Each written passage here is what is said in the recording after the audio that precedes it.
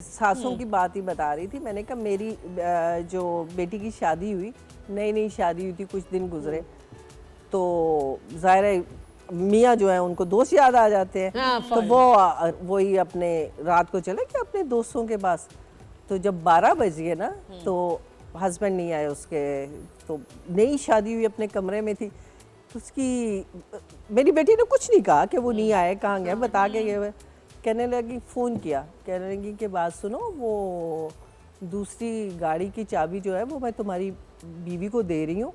तुम्हारी बीवी के भी तो दोस्त होंगे ना, शादी से पहले उसकी भी तो फ्रेंड्स होंगी ना, तो मैं उसको चाबी दे रही हूँ। बेटा उसको ड्राइविंग आती है, मैं उसको कह रही हूँ कि तुम भी जाओ अपने दोस्तों के पास, फिर आप लोग आपस में बात कर लीजिएगा। जब तुम घर आओ तो वो भी आ जाए। वो बेचारी क्यों कमरे में बैठ के तुम्हारा इंतजार करे सड़े। उसने क्या गुनाह किया तुम्हारे साथ शादी करके? जब तुमने गुनाह नहीं किया तो उसने भी नहीं किया। तो दोनों अपने दोस्तों को टाइम दो, और जब तुम आओ तो उसको बता देना मैं घर जा रहा हूँ, तुम भी पहुंच जाओ, तो वो भी पहुंच जाएगी, बात खत्म। तो ये होती हैं सासें। ये सासें वो सासें हैं जो अपनी बेटियों, बेटी वही होती है जो बहू होती है कि उसका घर। मैं बता रही थी कि मेरी बेटी को पानी जो होता है ना वो भी खुद नहीं पीती थी जब उसकी शादी हुई। मेरी दोस्त है एक नबीला, उसके घर पे हम लोग गए, उसने कहा कि बेटा जाओ ज़रा 3 गिलास चावल भिगो दो। अब मैं और वो बातें कर रहे हैं, हम किचन में चले गए, पूरा किचन छान मारा, चावल नहीं मिले।